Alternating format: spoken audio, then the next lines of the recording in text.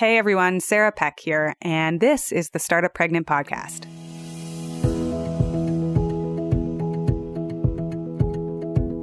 What do copywriting, making money, social activism, parenting, and economic justice have to do with each other? Well, a lot. Today, we are going to get into all of that and more. In particular, I talk with today's guest about how to ask for the sale and how to get over your discomfort around asking, what she calls being obsessed with your own success, and then why she says charging money is so important for the work that you do with clients. Let me tell you about today's guest. Her name is Tepsii. She is a social justice activist, moonlighting as a business coach and a copywriter. She's the leader of the new women's liberation movement, and it's a movement that uses entrepreneurship as an economic, social, and political tool to impact local and global communities. She's been featured in O, the Oprah magazine, Cosmopolitan magazine, and the Internet Business Mastery podcast. She speaks live and online. She's taught thousands of people, and her mission is to impact 1 million Black women within 5 years by empowering them to break generational patterns of poverty as they grow businesses. She specifically focuses on racial and economic justice by empowering Black women in the African diaspora by using her sacred and spiritual framework. That framework includes writing for profit, building an engaged audience, aka copywriting, business blueprints rooted in the divine feminine and masculine, generational money mindset work and manifestation, and owning your power as a woman using self-love, sex, and relationships. All of this that I'm sharing with you comes from her website and her bio, but let's get into the show and talk with her. Here we go. Welcome to the Startup Pregnant Podcast, where we talk to creative leaders about what it means to be an entrepreneur and a parent. I'm your host, Sarah K. Peck. Today, I've got something fun I want to tell you about. We are putting together a weekly letter that we send out to all of our readers. In the letter, we talk about the joys, the pains, the difficulties, and really useful strategies for making motherhood and work a little bit easier and more joyful. Sign up at startuppregnant.com/newsletter. We are also organizing all of the information on our website into 3 streams: pregnancy, parenting, and entrepreneurship. So you can find resources and guides on figuring out how to manage your pregnancy, tips and best books on parenting, and success strategies from other entrepreneurs, all about running your own business. Take a look through our website, and if you've got something in particular that you want to see or you want us to work on, we are always reachable by email. Just send us a note. I'm Sarah at hello@startuppregnant.com. Yes, I just gave you my direct email address, and you can tell me what you think would be really useful, because I love hearing from you. And if you want to tell us we're awesome, we also take that as well. We love having that in our email inbox. Thanks so much. All right, let's dig in. As always, hit subscribe wherever you listen to podcasts. And if you have a minute to leave us a review, we would love that. If you need any of the show notes from the show, head to startuppregnant.com.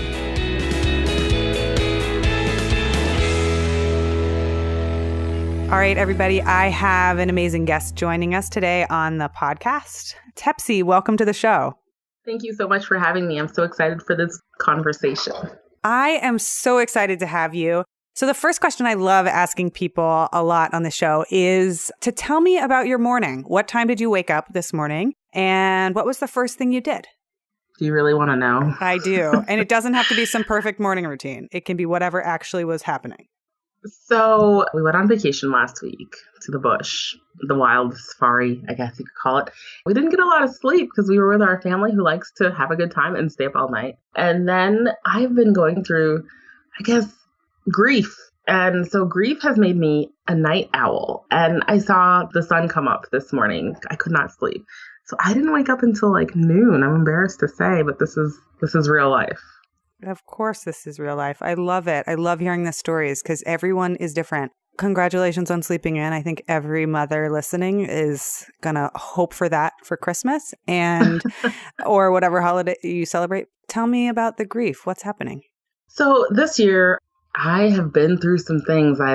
Things that I've never really expected to impact me, like losing some connections, some friendships that were no longer working out. And I didn't realize that that would really impact me so severely. It was like those people were part of me, I think, and losing those connections, and I think it's been for the better to lose them or to end them, it still really, really hurt. And so I've been sort of going through the process of, the end of that. And then also I've lost probably like 7 family members this year, family members or really close family friends. And 2 of them were people who really stepped in as like surrogate fathers. I have, my dad is still around. He's a great dad. But when my mom died when I was 14, one of these guys, he just stepped in to help my dad. My dad used to travel for work and we lived in Vermont, and he would fly to San Francisco on Monday and come back on Thursday. So Monday to Thursday, this guy, Charles, who was really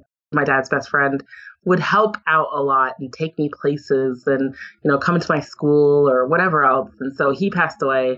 Yeah, it's just been a lot of endings, which I also realize is the opportunity for beginnings. But as a business owner and a mom, I have to keep going, right? You have to keep being there, showing up for your business, for your clients and for your kids and your spouse or whatever.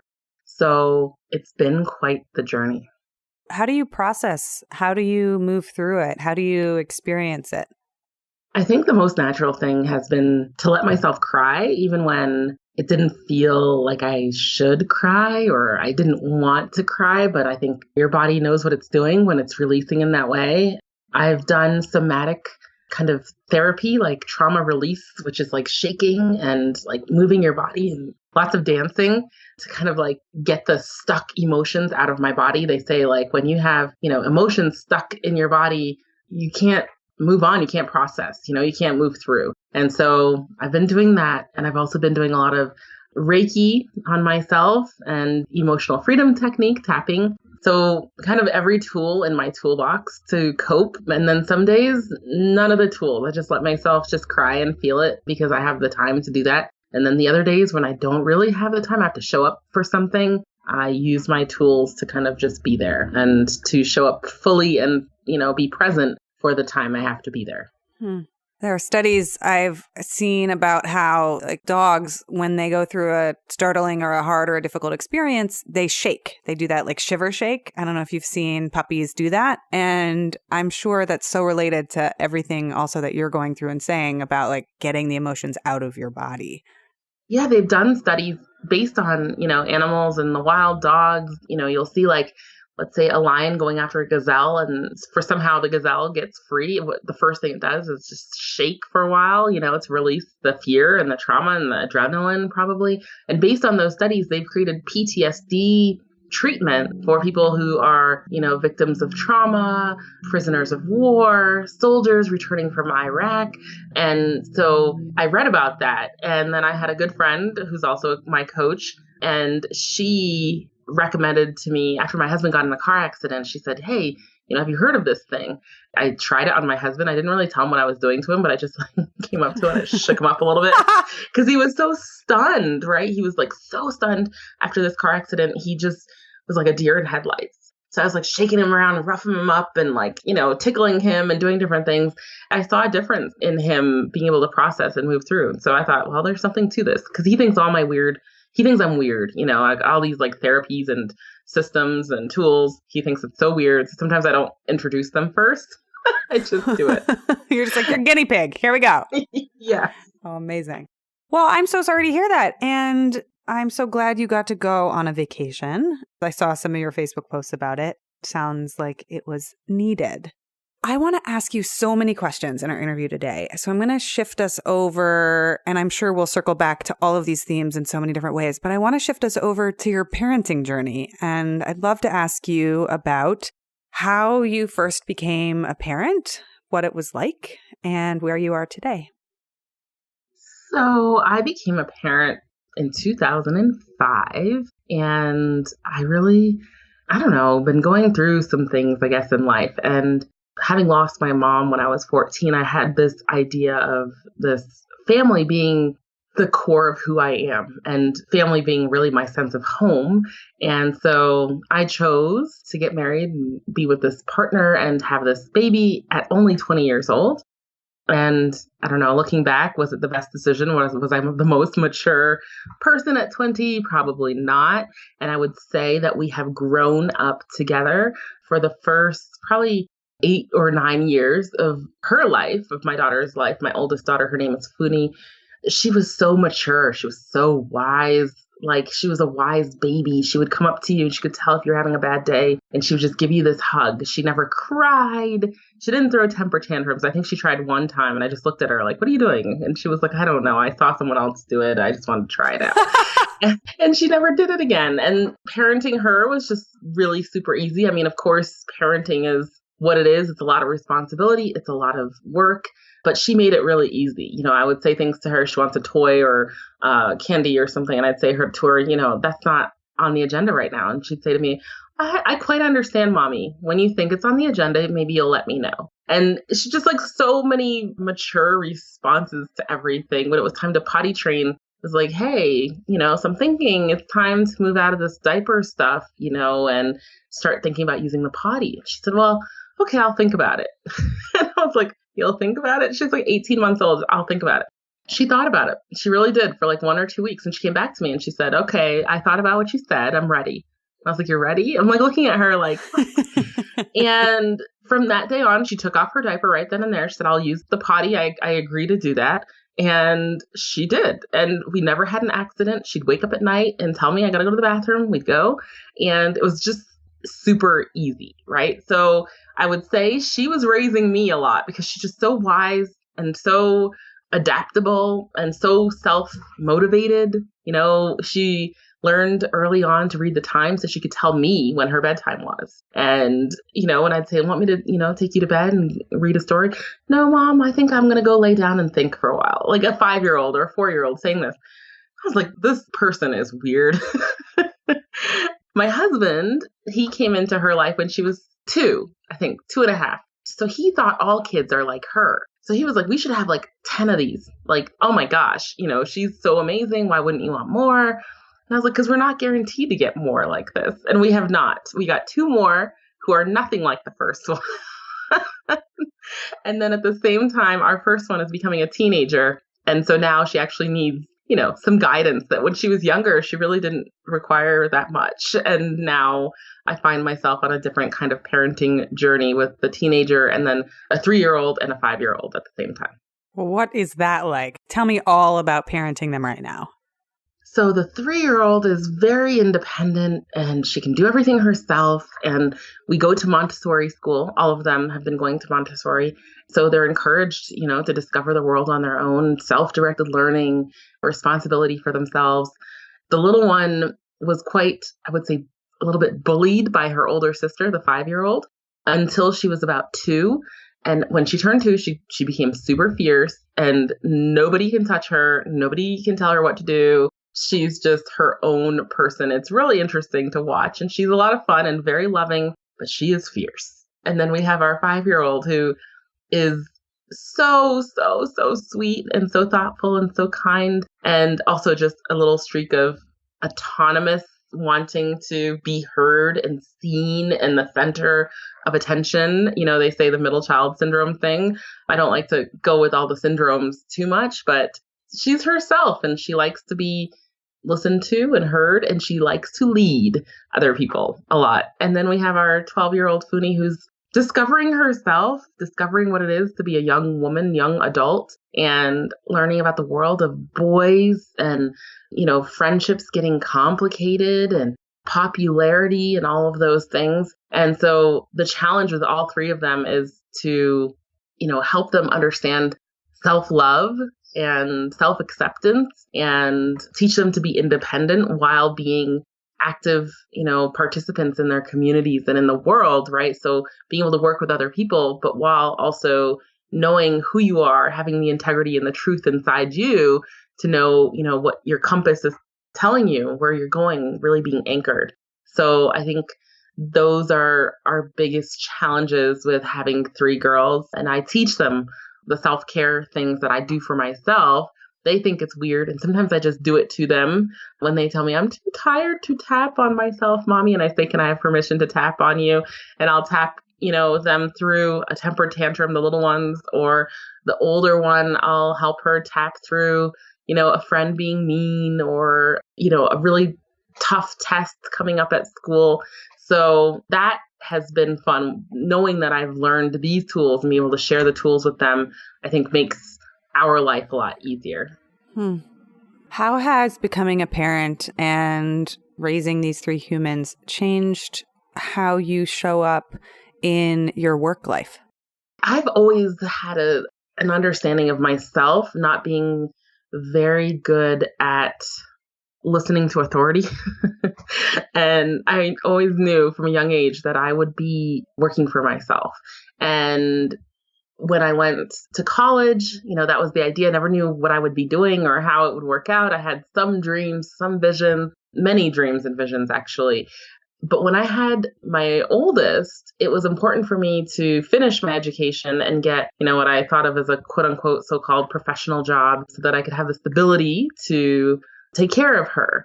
And then, having the second child 7 years later was a really different experience. I felt like a new mom for the first time. I didn't remember anything from the first time around. And so I kind of immersed myself in the being a mom life, being a mom world, and kind of put my career, just kind of put it on autopilot, wasn't really thinking too much. And about like the future of it and all those things. I had thought I was going to go to grad school that year. And when that didn't happen, I had this baby instead. I kind of put my all into that.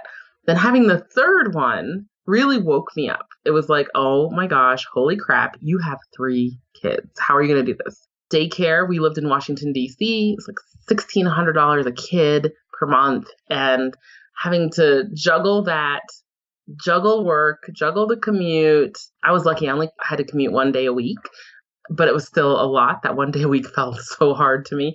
So when I had her, my third daughter, her name is Nandi, I decided, okay, this is it. It's now or never. It's time for me to start this business because it is impossible for me to be all things to all people all the time. And I can't keep up with the schedule that my employer wants me to keep up with. They were talking about having me come into the office more days a week. That just wasn't going to be possible. What they didn't know is that I was kind of moonlighting as a babysitter, saving money on the 4 days I stayed home and keeping my 2 little girls at home and doing my job and running my business. So I was like never sleeping. But my third daughter really just put the fire under me because all the things I'd been talking about, I decided to stop talking and start, taking action and start implementing and stop Netflixing and, all the other distractions and put all my energy into growing a business. So when she was, I think about 7 months old, I started, officially, I think I got my first client. And by the time she was 10 months old, I had quit my job. My husband was also able to quit his job. We decided to make the move to South Africa, sell our house and sell our cars and just uproot and move to South Africa because here we have family support and childcare is a lot more affordable. There's trade-offs here.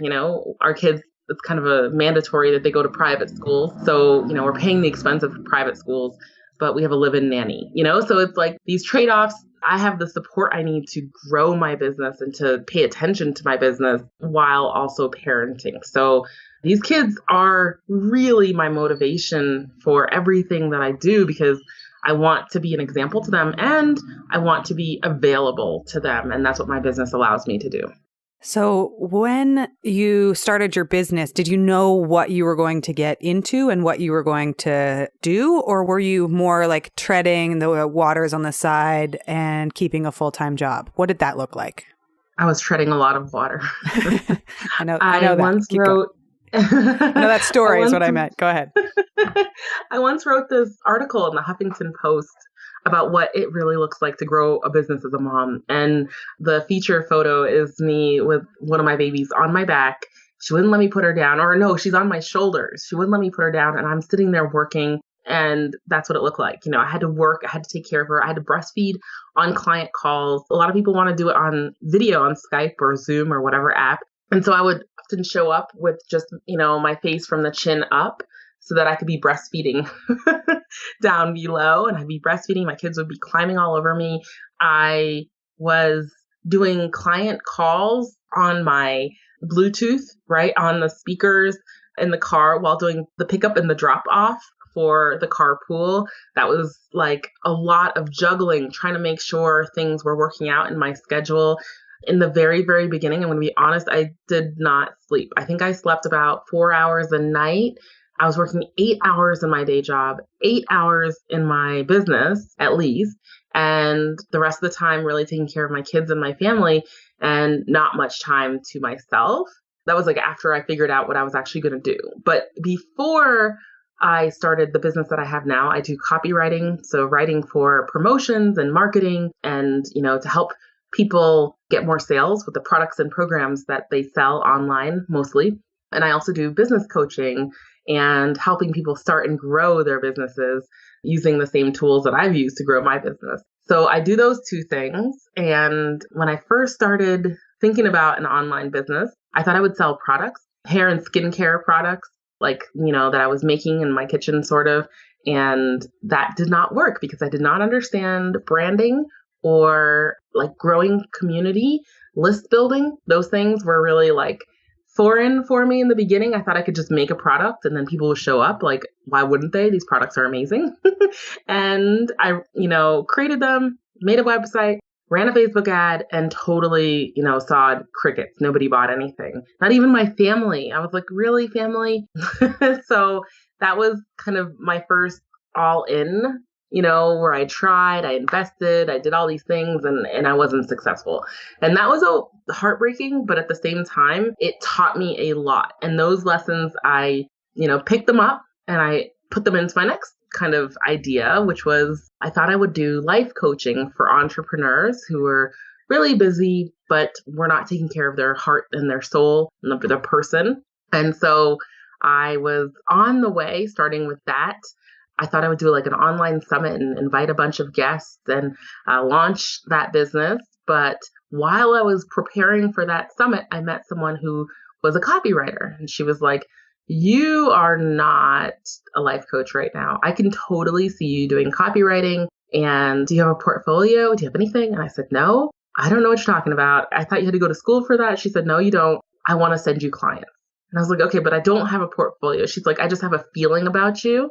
And her feeling, I guess, the hunch, whatever weird hunch she got, worked out. I did a project for her and then she referred me to a couple of people and then those people referred me to other people. And my business kind of took off like wildfire without me really even trying because I was winging it. I'd never written copy before. I just looked at what other people were writing and thought, I think I see a structure there. I think I see a style. I can emulate that. And I did.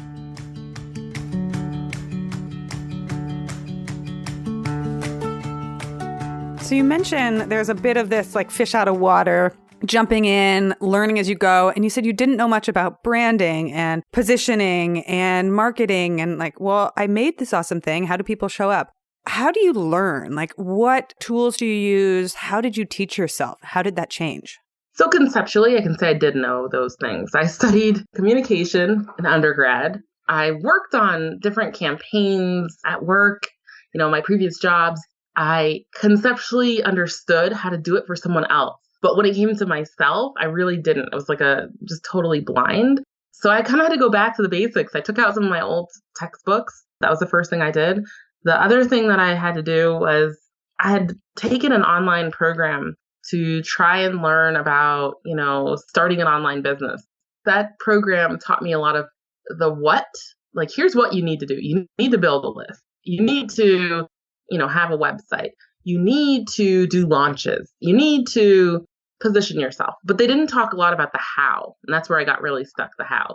And so I found another program where they showed you like step by step, here is how you, create a lead magnet, something that people will download online for free and then join your email list. And then you can market to those people, send them emails and share your offers with them.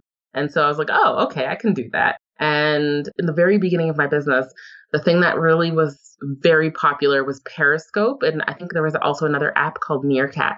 And it was just live streaming. It was before Facebook Live was born. These other apps were really popular.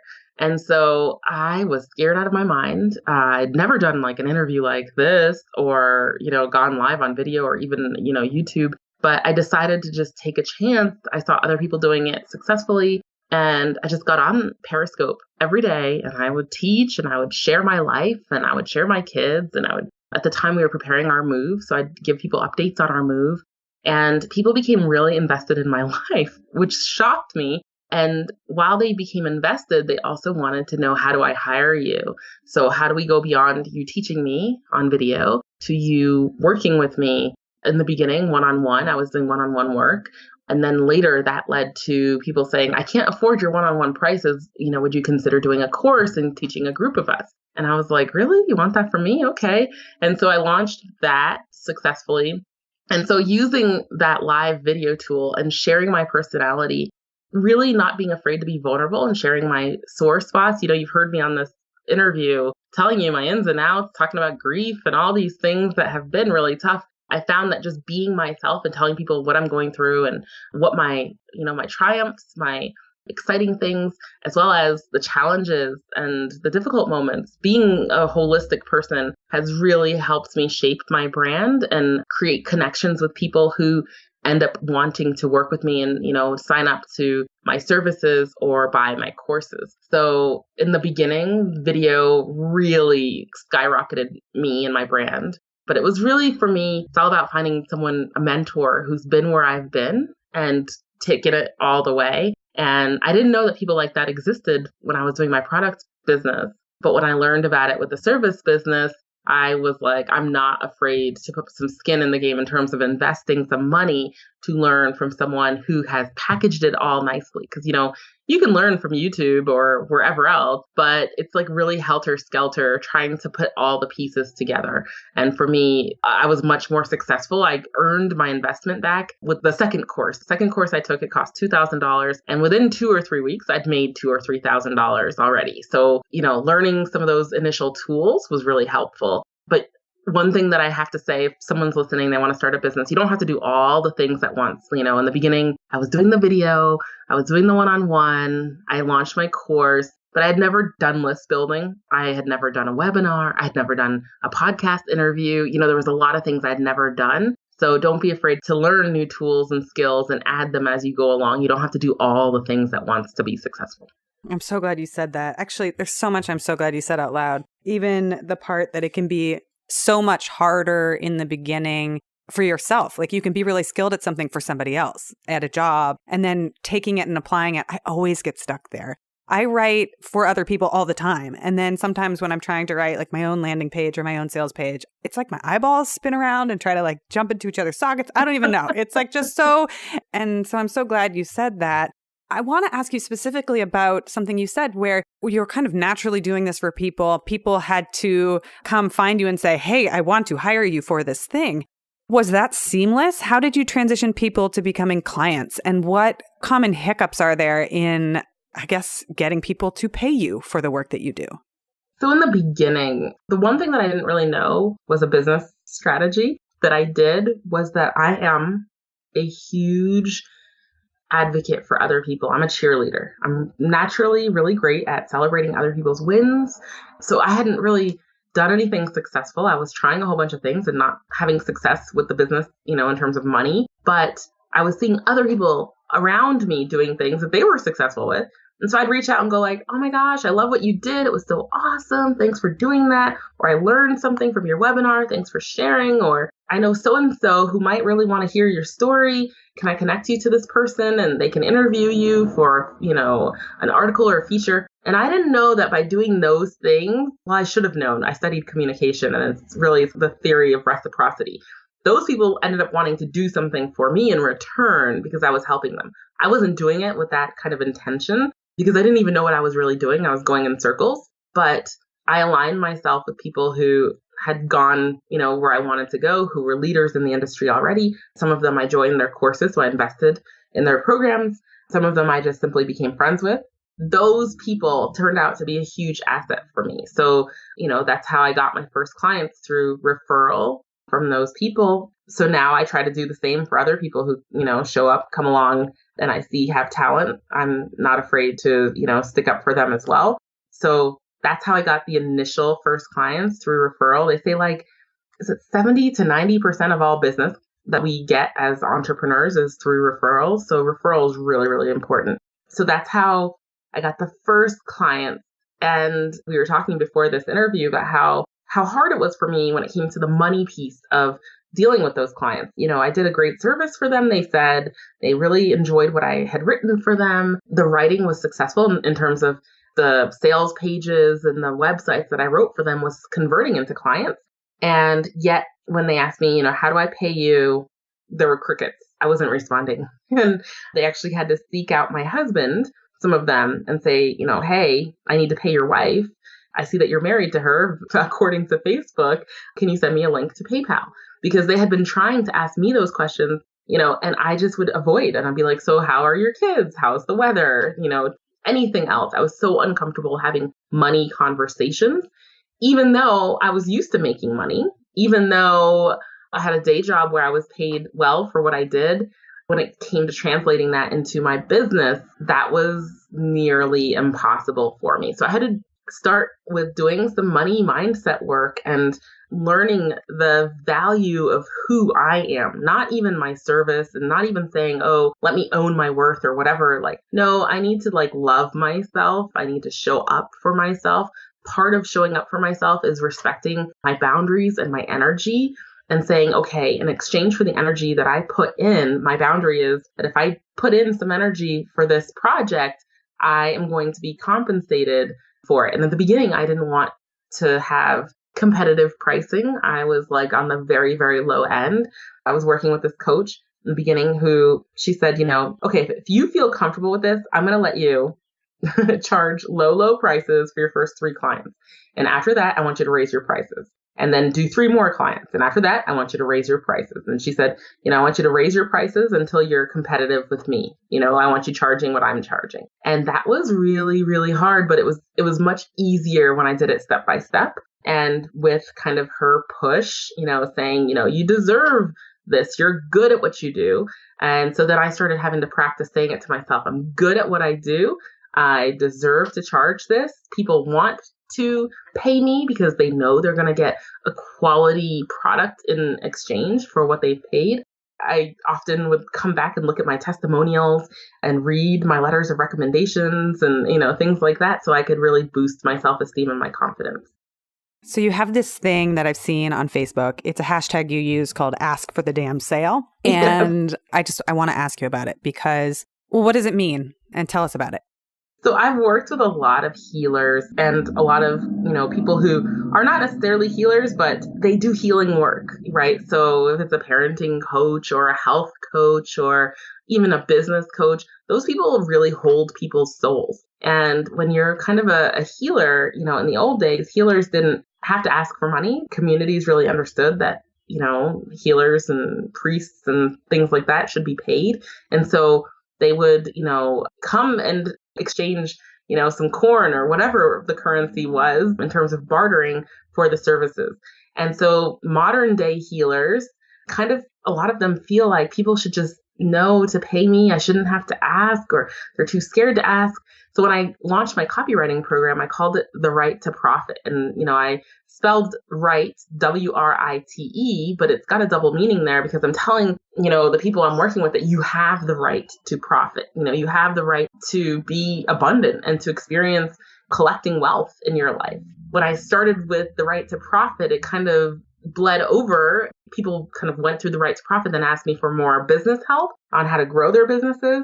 And I had a lot of clients who I just couldn't get to ask for money. And a lot of them were coming from underrepresented communities and backgrounds, people who have traditionally been on the margins of society in terms of economics. And so I was doing a live stream with my private coaching group. And I got really animated. I was real, just going for it energy wise and, coaching them one by one as they came on the live stream with me. And one of them was like, I have this potential client. We're going back and forth, but I'm so scared. I don't know what to charge them. I don't know what to do. I don't know how to have the money conversation. And so that's when I got real animated. And I was like, damn it, you have to ask for the damn sale. And they were like, oh my gosh, I love it. And so they all started hashtagging it in the group. And from there, I just started using it, and just telling people, if you don't ask for the damn sale, nobody else is going to give it to you, right? You have to ask. Tepsii or Coca-Cola or Microsoft or Apple do not have any qualms about asking for sales. Every single day, we are bombarded with ads everywhere. And here my clients are doing, what I think is healing work, God's work, really, doing amazing things and facilitating transformations all around them, helping people become the best version of themselves in so many different ways. And yet you're afraid to ask for the sale. So I was like, damn it, ask for the damn sale, show up for yourself, show up for your clients. The only way you can do that effectively is when you're taken care of, right? You can't be worrying about your bills and at the same time giving your all to your clients. Oh, I think this is so important. So one of the things you're saying is as we go through and we have all this work, we say, hey, I have this offering. Here I am. Here's what I do. But we don't cross the chasm that is, okay, I do all of this stuff and let me ask you to buy it, right? Or they're going to ask once and then say, nobody bought it. I'm like, you can't tell me one time because, science shows somebody sees an offer between 7 and 20 times before they buy it, right? And so you have to keep asking. You have to assume that the person who saw it yesterday isn't the same person who's going to see your ask for the damn sale today. So you have to ask more than once. I have a friend who has a podcast. And when I was like, wait a minute, how come I haven't been on this podcast? She's like, oh, I figured you'd seen me post about it. And if you wanted to be on it, you would have asked me. And I'm like, how would I ask you about something I've never seen before? And how many times did you post? And she's like, I posted once. And I'm like, well, maybe I was not online that day. You got to post more than once about the thing that you're doing, right? You got to ask for the damn sale and think of sales as more than just the money transaction. Sales is everything that you're doing in your business. You promoting your podcast interviews. It's you promoting your blogs. It's you promoting speaking opportunities that you're having. It's everything is part of your sales machine. It's part of your customer journey to making a sale. So you've got to be consistent and you've got to ask on a regular basis for these sales. Yeah, one Facebook post does not suffice, even though it feels like it. When you're the one writing it, you're like, oh, I just asked everybody, like nobody wants this. It's a failure. I have to not do it. And yet, put yourself on the other side of the seat. I'll be honest. Oftentimes I'm checking Facebook when I'm on the toilet. And if I read something when I'm on the toilet, I'm not also going to buy something when I'm on the toilet. And so by the time it takes me to go from the bathroom to wash my hands, back to the computer, I've forgotten about you. And all the good ideas I had about, oh yeah, I definitely want to do that thing. And then I get to the computer, I'm like, email, right? And unless you're also in my email inbox being like, yo, maybe you read this on the toilet. You really want this, I won't actually buy it. That's a terrible example, but I'm happy to be a guinea pig. No, it's not terrible. I think 99% of all of us might not want to admit it, but we're looking at a lot of stuff on the toilet. So when you said it, it resonated. That's why I'm giggling because I'm like, I've been there, definitely. And if you don't have your wallet right next to you, it's not going to happen, right? You're right on point. That's so funny. So I want to unpack this because I know that we could talk about money for a long time, and it's one of the things that I wanted to really dig in with you on this podcast. The first question I want to ask is about, let's call it leveling up, playing big, leveling up. What does Gay Hendricks call it? I'm forgetting. The big leap. So as an example, I'll put myself in here as a guinea pig just because that sometimes helps us spark ideas. I know that when I reach out to podcast guests, I try to find people that I think are on the same level as me. And yet there's superstars. And then there's super superstars like Shonda Rhimes and Hillary Clinton and Oprah, right? That I want to get on the podcast, but I don't even ask anybody. I don't do anything about it. Do you see this happen to people? How do people hold themselves back? I'm using myself as a guinea pig as an example because I think we all do it in different ways. And how do you work on that? So yes, you're not alone. So many of us have the same hangups or hiccups. I think the thing that we have to do, and this is what they teach in mindfulness and in different world traditions that are, shamanic in origin, and even in the, Christian, Judeo, and Muslim traditions, it's that you need to ask for something. You need to get clear on what you want in the world. If you want to manifest something, get clear on it. The next thing you need to do is, figure out what actions you need to take and what the consequences of those actions are. So there's going to be negative consequences and there's going to probably be positive consequences. Get clear on them. Get clear on where you are. And then the next thing that you need to do from there is, be ready to take the action. Most of us get stuck in the first two layers. We'll get clear and then we'll ask, but we won't take action. So, you're not going to get what you want if you don't take action. In order to take action, when I've taken my most courageous, bold leaps of faith out in the world, what I do is rely on my past success, right? So I look at what have I done really amazingly and really successfully and felt like in total alignment and flow, previously. I remember things like simple things. Like when I was a kid, I remember learning how to ride my bike and how proud of myself I felt when I was riding a bike without training wheels, how good that felt, and how successful I felt. And I remember graduating from high school and how, seeing my dad's face in the audience, how proud he was and, he had tears streaming down his face. I remember, giving birth and feeling like Superwoman and feeling like I'm on top of the world. Nobody can stop me. I feel amazing. And I really rely on all my previous success and being really obsessed with my previous success. And that makes me feel successful in this moment, right? So if I'm going to go take an action and do something really scary, let me borrow from those previous feelings and, really pump myself up to take this scary action, like asking Oprah to be a guest on my podcast, for example, if I was you. So that's kind of what I do to kind of move beyond some of those stuck feelings. But people hold themselves back in so many ways. I see people, decide that they're not going to run ads because running ads is slimy and sleazy and only people who are desperate run ads. They'll say things like, oh, I talked to such and such client, but they weren't ready to work with me. So now I'm just going to forget about them. I'm not going to reach out again because they said no the first time and I'm afraid of following up. But they say the fortune is in the follow-up. 90% of all business, I think I read from Grant Cardone, the business comes in the follow-up. People don't say yes the first time. So you need to follow up. We sabotage ourselves by thinking, well, everybody else is doing what I'm doing. So what's the point of me showing up? I'm no different than anybody else. They might as well go to, Susie Q down the road and work with her rather than work with me. So many ways we hide, we play small, we don't follow up with people, we don't add things to our calendar that are really important, and we miss appointments, which I'm guilty of myself. We do so many things. And I think every single day, you have to be obsessed with your success. You have to write out what you want, who you want to be, how you want to show up in your relationships, in your business, in your life. And you have to list some of those things that you have been successful at previously in order to create success for yourself today in this moment now.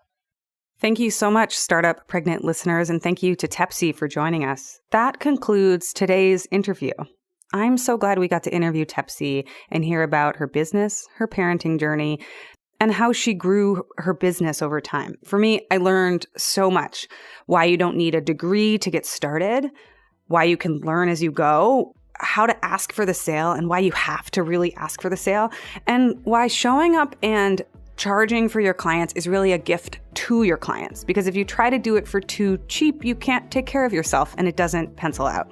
I love that. She is going to be back on our show in the next interview too.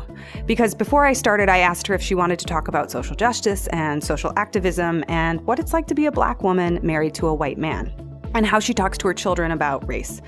That's all coming up on the next episode of the Startup Pregnant podcast. So I will see you on the other side for a second interview with Tepsii.